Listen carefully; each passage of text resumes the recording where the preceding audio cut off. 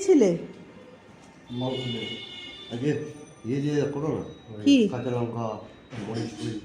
মরিচ কাঁচা লঙ্কা দিয়ে করবো চিকেনটা? ঠিক আছে, রাখো তাহলে ওখানে। বর আবদার করলো যে কাঁচা লঙ্কার মরিচ দিয়ে আজকে চিকেনটা করো। তাই আমি বললাম ঠিক আছে। তো দেখো, প্রথমেই আমি আস্ত মরিচগুলো ভালো করে মিহি করে একটু গুঁড়ো করে নিলাম মিক্সিতে। তারপরে দিলাম কাঁচা লঙ্কা। কাঁচা লঙ্কার মরিচের মাংস, কাঁচা লঙ্কার মরিচটাই তো সবার আগে লাগবে। আর এদিকে দেখো, আমি পেঁয়াজ কুচি, রসুন কুচি, তেজপাতা, গরম মশলা সব নিয়ে নিয়েছি। তো প্রথমে কড়াইতেই তেল গরম করে আমি গরম মশলা, তেজপাতা ফোড়নে দিয়ে তারপর আমি তার মধ্যে রসুনটা দিয়ে দিলাম। রসুনটা একটু থেঁতো করে নিয়েছিলাম। তো রসুনটা যখন একটু ভাজা ভাজা হয়ে গেল, তারপর আমি তার মধ্যে দিলাম পেঁয়াজের কুচি। পেঁয়াজটাও ভালো করে ভাজতে হবে। রসুনটা একটু ভাজা হয়ে যাবার পর পেঁয়াজটা দিয়ে পেঁয়াজটাও ভালো করে একটু লালচে ভাব করে নিতে হবে। আর দেখো, টমেটোর আমি দানাগুলো বাদ দিয়ে দিই, তারপর আমি টমেটোটাও দিয়ে দিলাম। টমেটোটা দিয়েও ভালো করে নাড়াচাড়া করে এটা একটু ভেজে নিতে হবে। কিন্তু আমি এর মধ্যে একটু এখন নুন দেবো না, কেননা এর মধ্যে নুন দিলে তারপর যদি মাংসটা দিই এত জল বেরিয়ে যাবে, কষা তো যাবেই না, আর মাংসের টেস্টটাও নষ্ট হয়ে যাবে। আর দেখো, চিকেনটা আমি ভালো করে ধুয়ে নিয়েছি। এটা 1 কিলোর ওপরেই চিকেনটা আছে।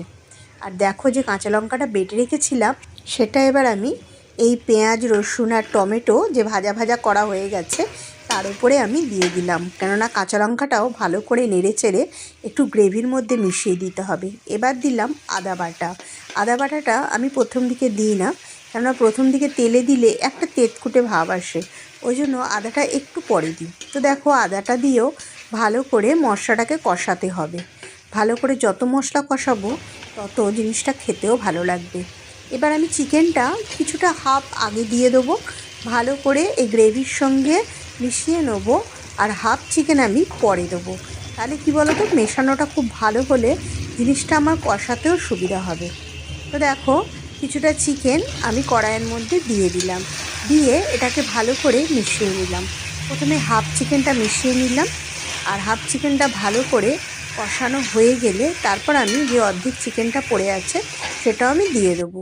তো দেখো, এবার আমি যে অর্ধেক চিকেনটা পড়ে আছে এটাও আমি কড়াইয়ের মধ্যে দিয়ে দিলাম। তাহলে এটা নাড়াচাড়া করতেও সুবিধা হবে, আর প্রত্যেকটা চিকেনের মধ্যে মশলাটাও খুব ভালোভাবে ঢুকবে।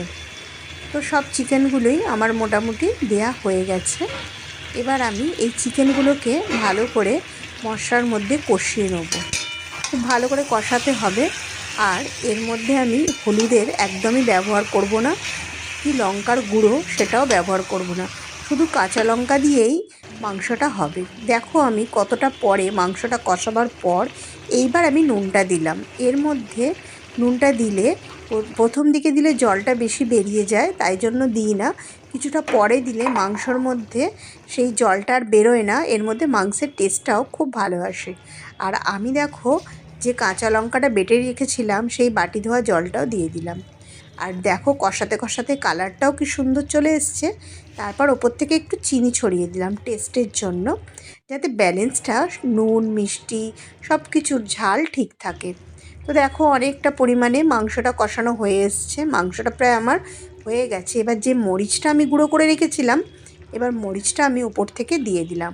আর একটু বেশ ভালো পরিমাণেই মরিচ ওপর থেকে দিয়ে দিতে হবে, তবেই কিন্তু মাংসটা খেতে দুর্দান্ত লাগবে। এটা রুটির সঙ্গে যা লাগে, তোমরা একদিন করে দেখো, সত্যিই খুব ভালো লাগে।